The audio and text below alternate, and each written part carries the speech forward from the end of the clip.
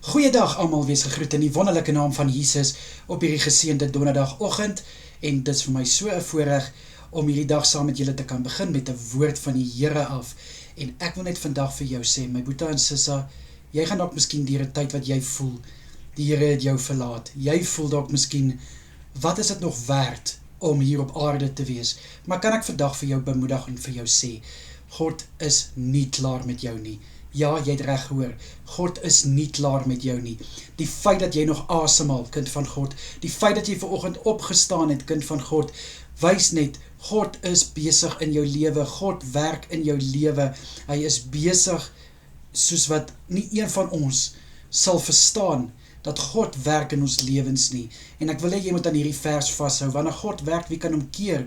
Jesaja 43 vers 13, die laaste gedeelte. God is so lief vir jou, my boetie en sissa, en sy planne vir jou is voorspoed, en soms sien ons nie altyd of God besig is om te werk, en of God nie besig is om te werk nie, maar ek kan vir jou verseker, God werk altyd, God is altyd besig.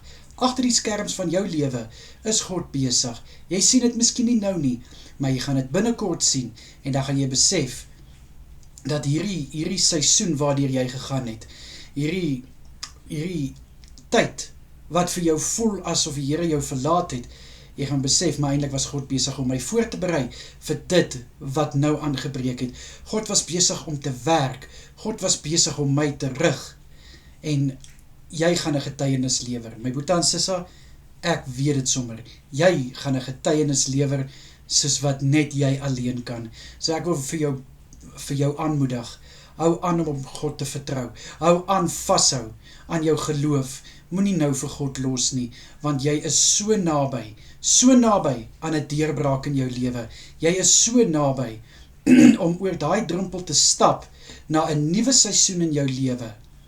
Dit vat net 'n bietjie langer as wat jy gehoop het dat dit sal, maar God is nog steeds besig om te werk, en niemand gaan hom stop nie. Daar's 'n doel vir jou lewe, my boetie en sissa, daar's 'n roeping op jou lewe, moet dit nie nou opgee, as gevolg van ongeduld of van invloed nie, want dit is ongelukkig wat die wêreld veroorsaak, is dat ons beïnvloed word, omdat God soms nie op ons tyd dinge laat gebeur nie, maar op sy tyd, dan raak ons ongeduldig, en dit is dan wanneer ons begin foute maak, en wat ons begin vir God verwerp, en dit is die grootste fout wat ons kan maak, my boetie en sissa.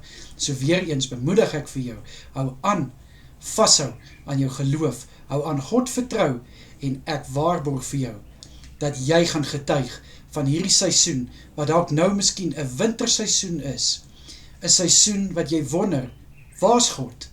Maar jy gaan besef, God was nog altyd daar so. God werk in jou lewe, hy is nie klaar met jou nie, my boetie en sissa. Kom ek bid vir jou.